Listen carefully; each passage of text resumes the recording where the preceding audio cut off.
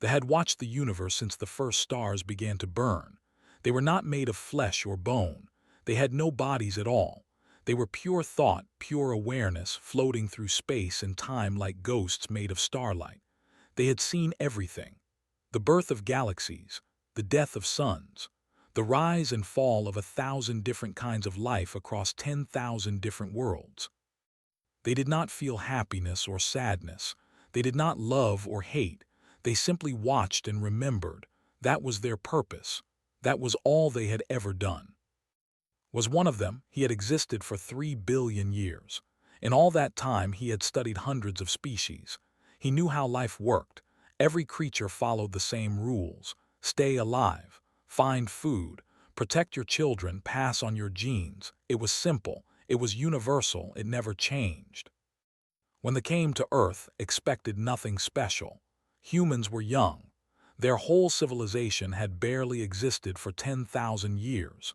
Compared to the ancient species he had studied, humans were like infants. Interesting perhaps, but not remarkable. They did not land on Earth.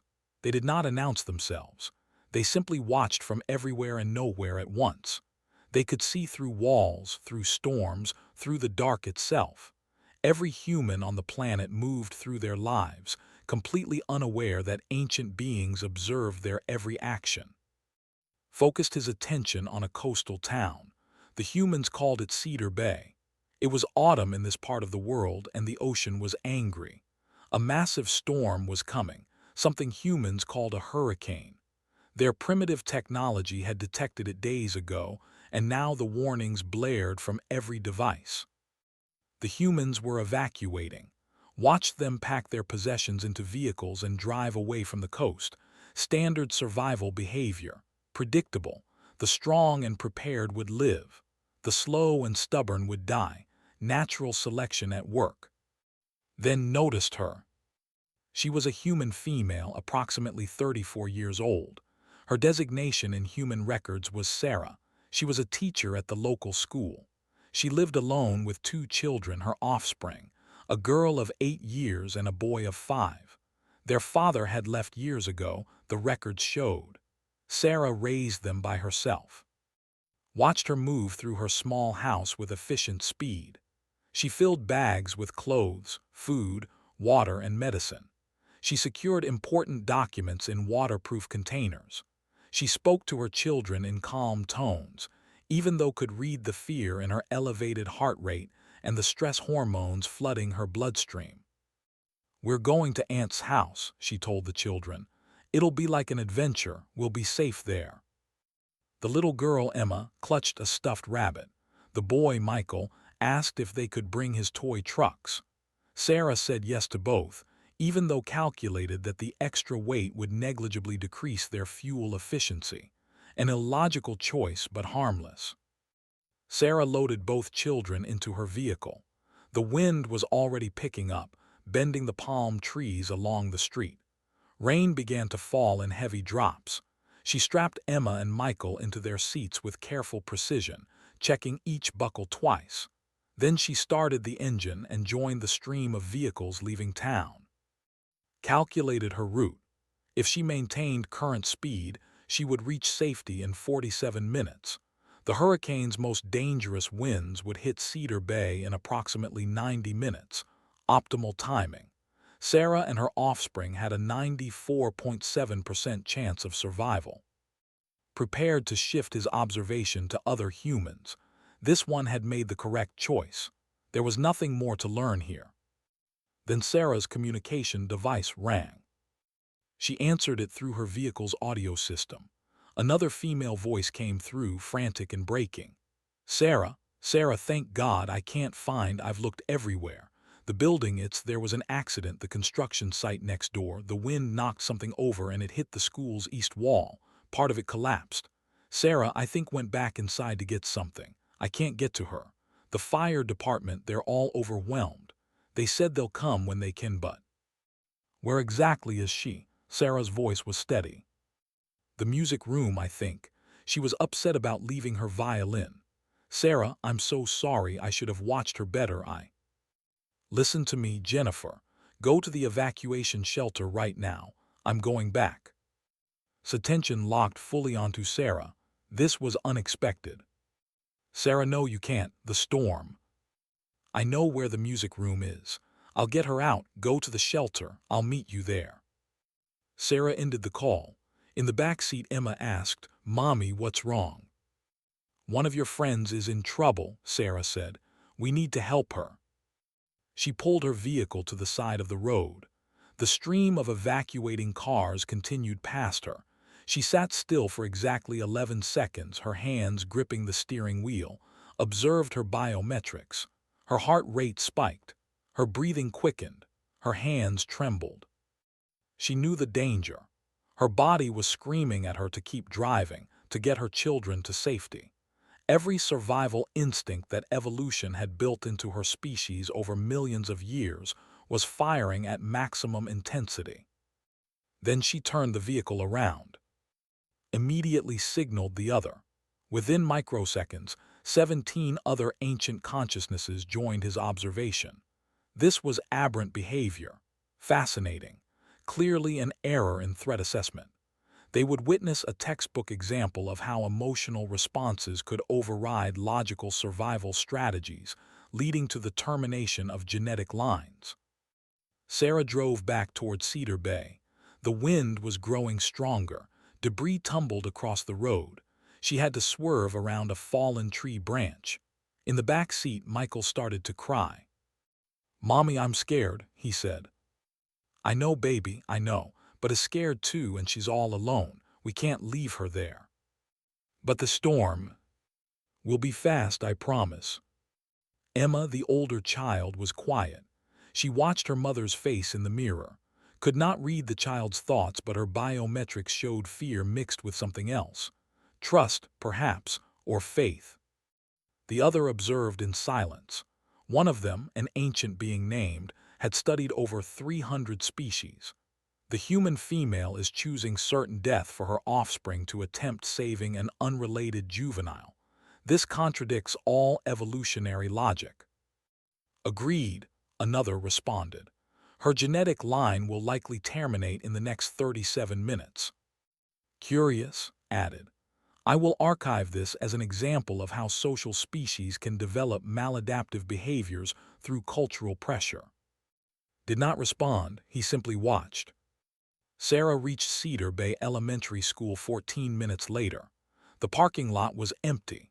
The building looked damaged, just as Jennifer had described.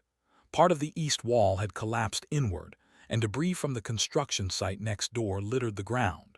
The wind howled through the empty playground, sending swings flying and ripping paper from bulletin boards. Sarah parked her vehicle as close to the entrance as possible, but not directly under any trees or structures that might fall. Even now, in her irrational mission, she was trying to maximize her children's survival odds. She turned to face Emma and Michael. I need you both to listen very carefully. Stay in this car, keep your on, lock the doors after I leave. If anything happens, if the car starts to flood or if something is about to hit it, you unbuckle and run to that brick building over there. She pointed to a solid structure across the street. The library. It's built strong. You go there and stay inside. Do you understand? Emma nodded. Tears ran down her cheeks. Mommy, please don't go. Sarah reached back and took both of their hands. I love you both more than anything in the whole world. You are my everything, but needs help, and I'm the only one who can get to her right now. I'll be right back, I promise. She kissed each of their hands. Then she stepped out of the vehicle into the screaming wind. Watched her run toward the damaged school building. The storm was intensifying. His calculations now showed the hurricane's full force would arrive in 23 minutes, 11 minutes sooner than previously projected. Sarah had perhaps 15 minutes to locate the child, extract her from the building, and return to her vehicle before conditions became completely unsurvivable. The probability of success was dropping rapidly, now 31.4%, now 27.8%, now 22.1%. Sarah disappeared into the building. In her vehicle, Emma and Michael pressed their faces to the windows, watching the spot where their mother had vanished. The little boy was sobbing. The girl held his hand and whispered something could hear even through the wind. "She'll come back. Mommy always comes back." Spoke again in the shared consciousness of the human female's offspring display touching faith. Unfortunately, probability suggests that faith is misplaced. Shall we continue observation or move to other subjects? Continue, said. He did not know why, but something about this felt important. Inside the school, Sarah climbed through debris and broken doorways. The music room was in the damaged section. She called out, "Can you hear me?" A faint voice answered, "Ms." Sarah followed the sound. In the music room she found a small girl, perhaps 7 years old, trapped beneath a fallen bookshelf in part of the ceiling. The child was conscious, frightened, but alive. "I've got you, sweetheart," Sarah said. "Everything's going to be okay." But as observed the structural integrity of the building, he knew this was not true. The building was collapsing. Sarah had minutes at most, and she was trapped in the most dangerous section, where every support beam was compromised. The watched, ancient beings who had seen the birth and death of stars, who had observed countless acts of survival and violence in competition across the cosmos. They watched a single human mother kneel beside a trapped child and begin to dig through debris with her bare hands, even as her own children waited outside in the growing storm. Even as the building began to fall around her, Sarah worked frantically to free from the debris. The bookshelf pinning the child was heavy, loaded with instruments and music stands that had fallen on top of it. Sarah pushed aside violins, cellos, scattered sheet music, all while the building groaned and shifted around them. "Ms. I'm stuck," cried. "My leg, it hurts." "I know, baby, I know. Just hold still. I'm going to get you out." Observed the structural damage with perfect clarity. A main support beam directly above them had cracked. It was supporting most of the roof in this section. The wind pressure was increasing exponentially. The beam would fail in approximately 4 minutes. Sarah would not be able to clear the debris in time. She seemed to sense this. Her hands moved faster, throwing aside broken wood and metal. Her fingers were bleeding now, cut by sharp edges, but she did not stop. She did not even slow down. Outside, the wind had become a living thing, a monster that screamed and tore at everything it touched. In Sarah's vehicle, Emma and Michael held each other. The car rocked on its wheels. Inside the building, Sarah finally cleared enough debris to see how was trapped. A heavy wooden beam lay across the child's leg. Sarah tried to lift it, but it was too heavy. She tried again, putting her whole body into it, and managed to raise it perhaps 6 inches before her strength gave out. "It's too heavy," sobbed. "You have to leave me." "No," Sarah said firmly. "That's not going to happen. I don't leave my students behind." Heard something then, something that made him focus his observation even more intently. It was the sound of footsteps running through the building. Another human was approaching. A male human burst into the music room. He was young, perhaps 25 years old. He wore the uniform of a delivery service. His vehicle was visible outside, parked haphazardly near Sarah's car. "I saw you go in," he said, breathing hard. "I was making one last delivery when nobody should be in here. Do you need help?" Sarah looked at him with desperate gratitude. "The beam, we need to lift it together, on 3. The young man didn't hesitate. He didn't ask questions. He didn't calculate odds. He moved to the opposite end of the beam and gripped it. 1, Sarah counted, 2, 3. They lifted together. The beam rose, screamed as pressure released from her leg, and Sarah pulled the child free with one hand while holding the beam with the other. "Got her," Sarah shouted. "Let it down slowly." They lowered the beam. The young man scooped up immediately. "We need to move now." But as they turned to leave, the building's groaning became a roar. The support beam above them finally gave way. The ceiling began to collapse. Watch it happen in the perfect detail that only they could perceive. He saw every microsecond, the beam falling, Sarah and the young man and the injured child, all too far from the exit, the tons of concrete and wood and steel beginning their inevitable descent. And then he saw Sarah move. She was closest to and the young man. She was also directly under the falling beam. In the fraction of a second available to her, Sarah made a choice. She pushed.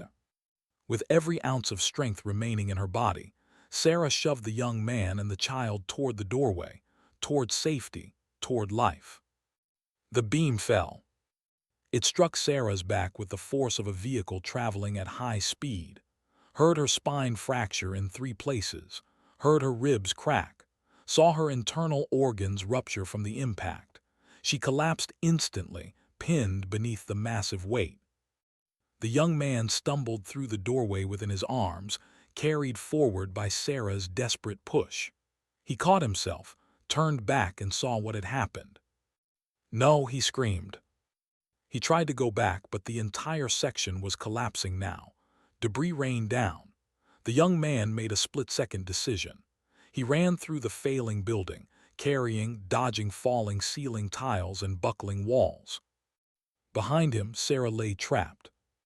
Observed her biometrics. She was dying.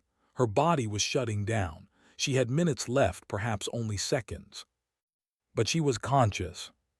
Through broken ribs and catastrophic internal damage, Sarah turned her head. From where she lay, she could see through the collapsed wall to the parking lot outside. She could see her vehicle. She could see Emma and Michael's faces pressed against the window. The young man burst out of the building with. He ran to Sarah's vehicle and pounded on the window. Emma unlocked the door immediately. "Get in the back," the young man shouted. He placed gently on the seat, then threw himself into the driver's position. "Where are the keys?" Emma pointed to the ignition. Sarah had left them there. The young man started the engine as the school building continued to collapse. He looked back at the ruins, his face twisted with anguish, but he knew there was nothing he could do. 3 children needed him to get them to safety. He drove.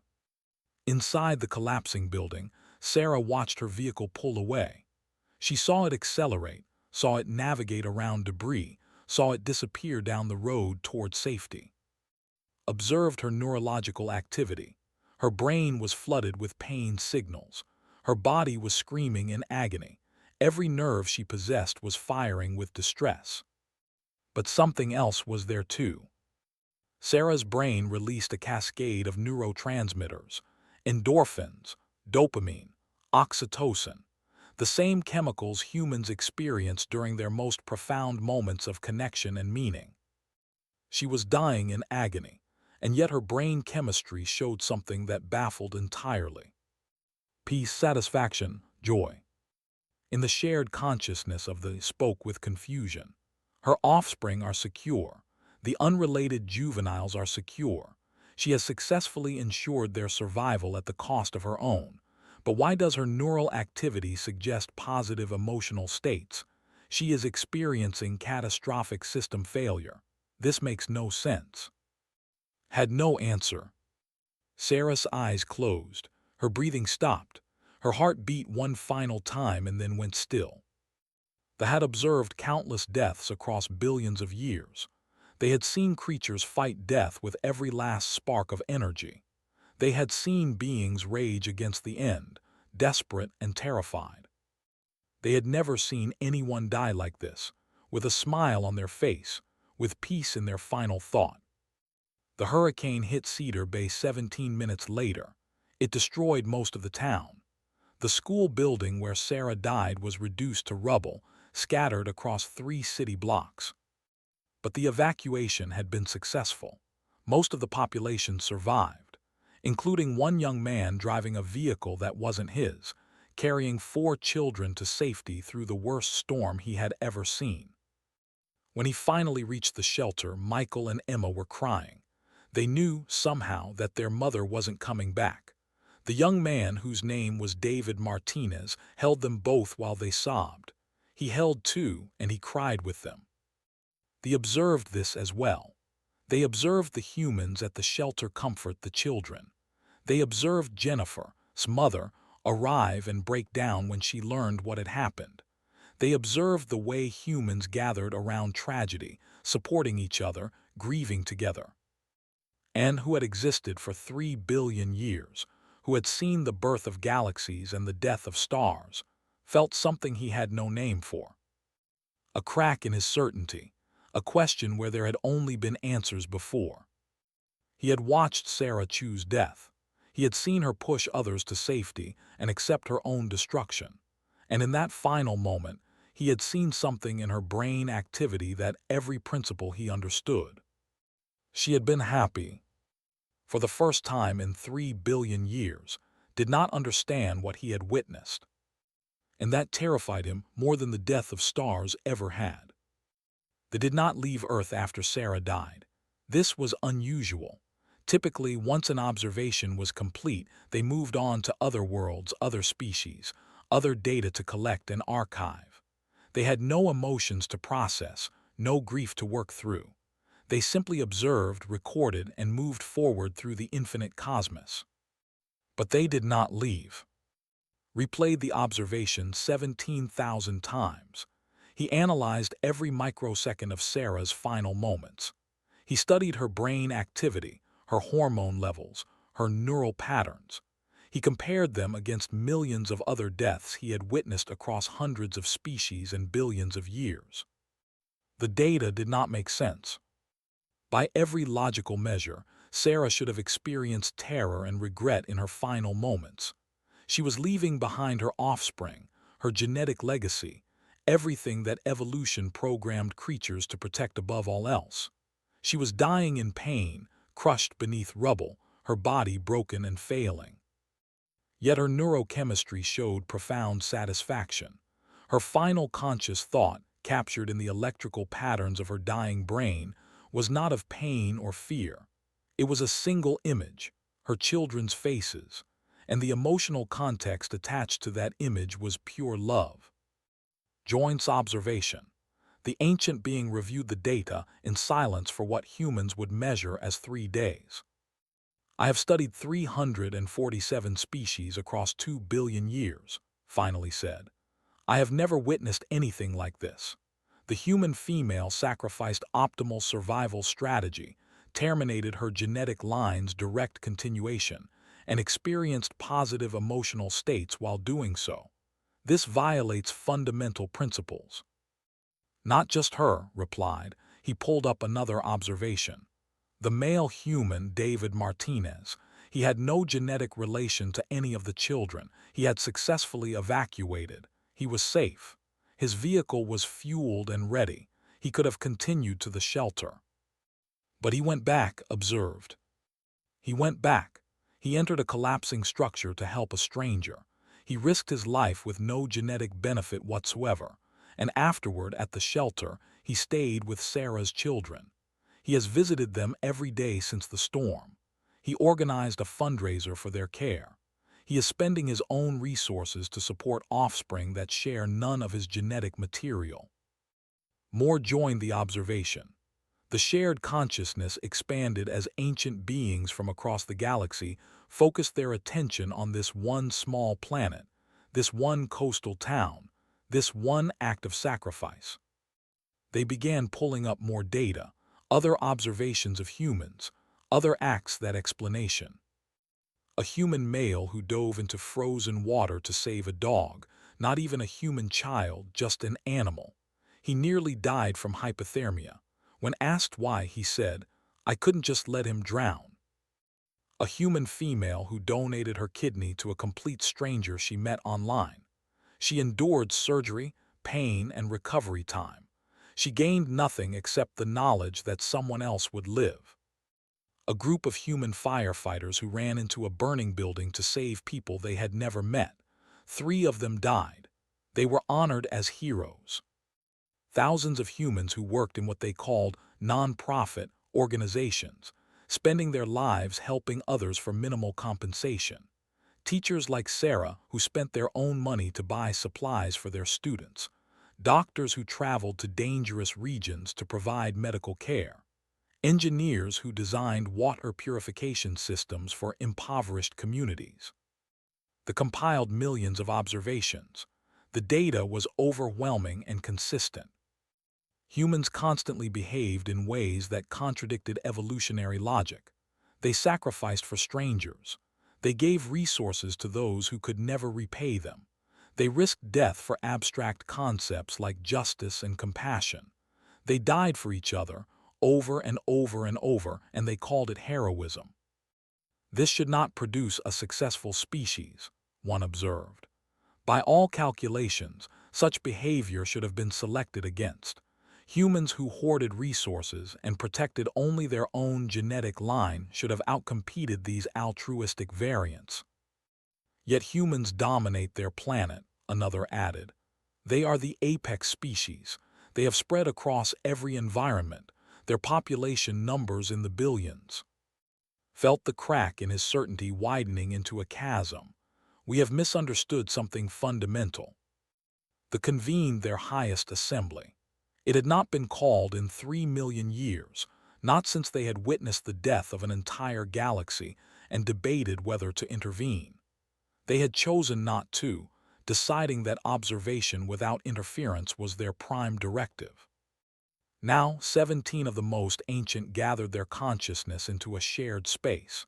If humans could have seen it, they might have described it as a council chamber made of light, floating in the void between dimensions. But humans could not see it. Humans were not supposed to matter to beings like the. Yet here they were, called together because of one human mother's choice. Presented the data, every observation, every analysis, every contradiction.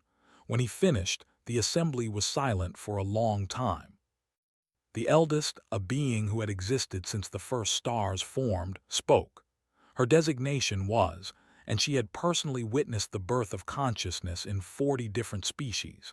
She had seen the universe evolve from chaos into order. She had never been uncertain about anything. Until now.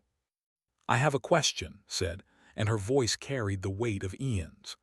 In all our time observing the universe, in all our accumulated knowledge and endless memory, can any among us answer this? What is the purpose of consciousness? The assembly stirred. It was a question they had never needed to ask. We exist to observe, one answered. But why, pressed? Why observe? Why exist at all? We do not reproduce. We do not compete for resources. We do not build or create or change anything. We simply watch. We persist through time, accumulating knowledge that we do nothing with. We are immortal observers of a universe that does not need us to observe it. So I ask again, what is our purpose? No one answered. Pulled up's observation of Sarah's final moments. The image hung in their shared consciousness. A dying woman, crushed beneath rubble, smiling as she watched her children escape to safety. This human lived for 34 years, said. A cosmic, we have existed for billions of years. Yet in her brief existence she created meaning. She loved her offspring so profoundly that she died to protect them. She extended that love to her students, to children who were not her own, and in her final moment she experienced joy. Consciousness rippled with something that had no name for. I have existed for 13 billion years. I have watched galaxies be born and die. I have observed the rise and fall of countless civilizations. I have accumulated more knowledge than exists in this entire planetary system, and I have never, not once, experienced what that human felt in her last moment. I have never loved anything. I have never sacrificed anything. I have never felt joy. The assembly remained silent. Each ancient being looked inward, examining their own existence with new and uncomfortable scrutiny. Spoke next. We have assumed that consciousness evolved as a tool for survival, that awareness exists to help organisms navigate their environment, avoid danger, and reproduce. We have measured success by persistence, by survival, by the accumulation of resources and the propagation of genetic material. But humans suggest a different model, continued. Their consciousness has evolved beyond mere survival. They have created what they call meaning. They form bonds with non-genetic relations. They sacrifice their own survival for abstract concepts. They experience profound emotional states connected to these behaviors. And somehow, despite the apparent evolutionary disadvantage, they thrive. Added his own observation. When I studied Sarah's brain activity, I noticed something. The neural patterns associated with her love for her children and her decision to save were similar to patterns we have observed in humans during what they call flow states, moments when they are fully engaged in meaningful activity, creating art, solving problems, helping others. These states are associated with their highest reported levels of satisfaction and well-being. Humans have a word for life without meaning, continued. They call it depression. It is a pathological state that can lead to complete cessation of survival behaviors, even self-termination. This suggests that meaning is not a luxury for humans. It is a necessity. Their consciousness requires purpose the way their bodies require food. Another, one who had studied social insects for 1 billion years, spoke up. I have observed many species that sacrifice for their colonies. Ants, bees, termites. They die for their hive without hesitation. But this is genetic programming. They are sacrificing for organisms that share most of their genetic material. The colony is simply an extended phenotype. Humans are different, they continued. Sarah saved a child that shared almost none of her genetic material. David Martinez risked his life for complete strangers. This is not kin selection. This is something else. They have created an extended phenotype based not on genetics but on shared experience, on culture, on meaning. Brought the assembly's attention back to the central question. We have existed for billions of years. We have perfect memory. We never die. We have observed wonders that no human could imagine. Yet I find myself asking, have we ever truly lived? The question hung in the shared consciousness, like a star about to go supernova. We have no relationships, continued. We do not cooperate toward shared goals. We do not create anything new. We have no concept of sacrifice because we never risk anything. We cannot experience loss because we have nothing to lose. We are eternal observers, and that seemed sufficient until we watched a mortal human die with a smile on her face because she had loved something more than her own existence. Felt something breaking inside his consciousness, not breaking like a failure, but breaking like dawn breaks through darkness. We have been wrong about the nature of consciousness itself. Explain, commanded. We assumed consciousness was a tool for survival. But what if it is something else? What if consciousness, true consciousness, is the capacity to create and experience meaning, to form connections, to choose sacrifice, to experience love? Pulled up more observations. Look at what humans create. Art that serves no survival purpose. Music that wastes energy in its production. Stories about heroes who sacrifice everything for others. They build monuments to their dead. They gather to remember those who gave their lives for strangers. They weep for people they have never met. Every aspect of human civilization, everything that makes them uniquely human, stems from their ability to care about things beyond their own survival. They create meaning, and that meaning drives them to achievements far beyond what simple survival instinct would produce. Another, one who specialized in evolutionary biology, added, "This changes everything we understand about evolution. We assumed altruism was a genetic accident, a malfunction. But what if it is actually an advanced survival strategy? Humans survive not because they are the strongest or fastest.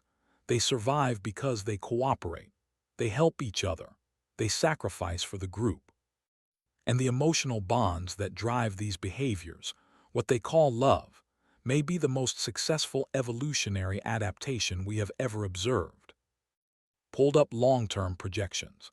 By traditional measures, humans should have died out thousands of years ago. They are physically weak. They have no natural weapons. They are slow to reproduce. But their capacity for cooperation, for sacrifice, for creating meaning together, has made them the dominant species on their planet. They have gone from small tribes to a global civilization in mere thousands of years. In cosmic terms, they have achieved dominance instantaneously.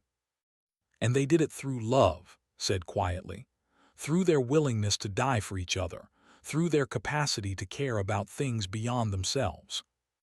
Looked at the assembled, and for the first time in billions of years, she felt something that might have been doubt, or wonder, or perhaps the beginning of understanding. We have existed longer than most stars, she said. We have observed the universe with perfect clarity. We have accumulated infinite knowledge. We have never known pain or loss. We have never struggled or sacrificed. We have never loved anything. She paused, and her consciousness rippled with an emotion that had no name in the language, but that humans might have called humility. We have never lived, said. Not really. We exist. We persist. We observe. But we have never experienced what that human mother felt in her last moment. We have never known what it means to love something so much that we would die for it. We have never created meaning. We have simply watched meaning be created by others. The assembly absorbed this truth in silence. It was devastating and illuminating in equal measure. Spoke again. There is something else, something in the aftermath of Sarah's death. He pulled up observations from the week following the hurricane. The funeral service held for Sarah.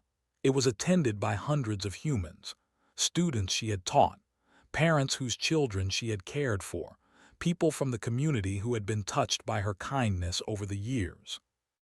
David Martinez was there, standing with Emma and Michael. He had filed paperwork to become their legal guardian. Sarah's sister had agreed to help, but David insisted on being part of their lives. I owe her everything, he had told the social worker.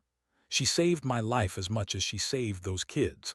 Before that day, I was just going through the motions, working, existing, not really thinking about anything beyond myself.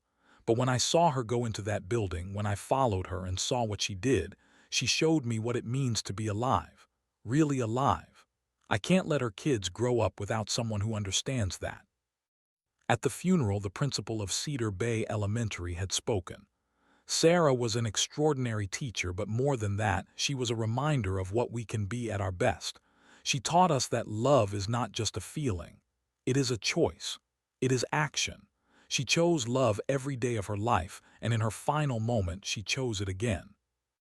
Emma had stood up to speak, though she was only 8 years old. Her voice was small but steady.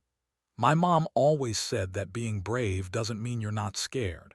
It means you do the right thing even when you are scared. She was the bravest person I ever knew, and she taught me to be brave too. After the funeral, something unexpected happened. Humans from around the world began sending money to support Emma and Michael, thousands of strangers contributing to their care.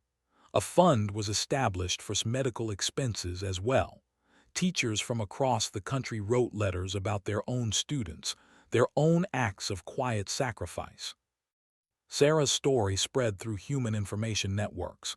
She became what humans called a symbol, not because she was unique, but because she represented something that happened every day in human society. Ordinary people making extraordinary choices, parents sacrificing for children, teachers caring for students, strangers helping strangers. One human wrote an essay about Sarah that was shared millions of times. The observed as countless humans read these words. We live in an age of cynicism where we are taught that self-interest drives all behavior, that humans are fundamentally selfish, that cooperation is just disguised competition. But Sarah proves that this is a lie. She proves that love is real, that sacrifice is real, that humans are capable of extraordinary goodness. She didn't save her student because it benefited her genes or her reputation. She did it because a child needed help and she could provide that help. She did it because she was human, and that's what humans do at their best. We love, we sacrifice, we save each other. Absorbed all of this. The funeral, the strangers helping, the essay, the way Sarah's single act rippled outward through human society, inspiring others, reminding them of their own capacity for goodness. She has achieved a kind of immortality, observed. Not through genetic propagation, through meaning. Her story will be told for generations. Her choice will inspire choices by others. She has changed her species in ways we cannot yet fully calculate. Added, and she did it in 34 years. We have existed for billions of years and have changed nothing. We have affected nothing. We have meant nothing. The truth of this settled over the assembly like a weight that even beings of pure consciousness could feel. Spoke again, and her voice carried a finality that the recognized. She was making a pronouncement, a decision that would change their species forever. We have been observers of life without understanding what life is, said. We have measured existence by duration rather than meaning. We have pursued knowledge without wisdom. We have watched the universe without participating.